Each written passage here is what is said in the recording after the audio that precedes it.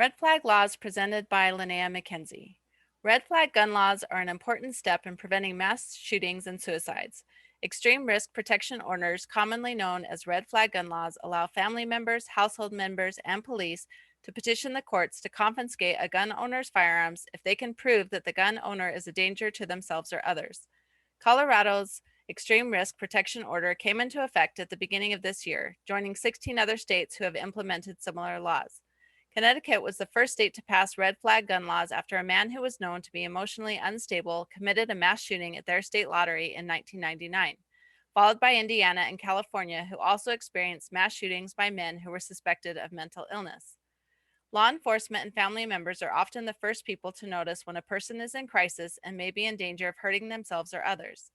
Mass shootings from 2009 to 2018 were analyzed by Everytown, the largest gun violence prevention organization in America. Their research revealed that before the incident, the shooter displayed signs that they represented a danger to themselves or others in 54% of cases.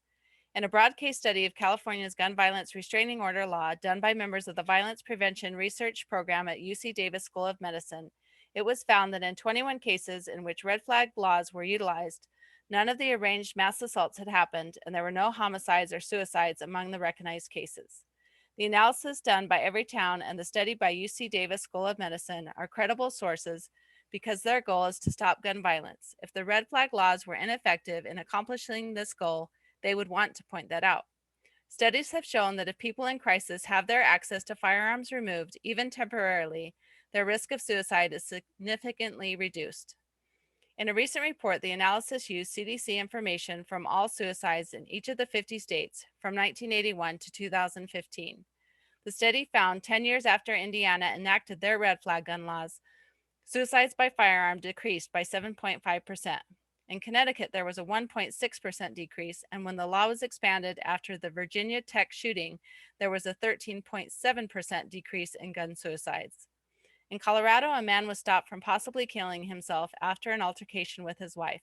The petition that was filed stated that the man had said he needed to, quote, off himself, and that his wife had told law enforcement that he had waved a weapon during the quarrel. Officials removed one firearm from the man and another from his apartment. The petition also had notes that the man said he was grateful that the police had stopped him because what he had been planning for himself was not good. Red flag laws enable family, friends, and police to de escalate potentially fatal situations by temporarily removing firearms from the equation. If someone you care about were at risk of harming themselves or others, wouldn't you want to support laws that could possibly prevent that tragedy from occurring? In America, in excess of 22,000 people a year die from suicide by firearm. And this year alone, there have been 538 mass shootings that have caused 433 deaths. In closing, red flag laws may not prevent all mass shootings or suicides, but they are certainly a step in the right direction and should be supported.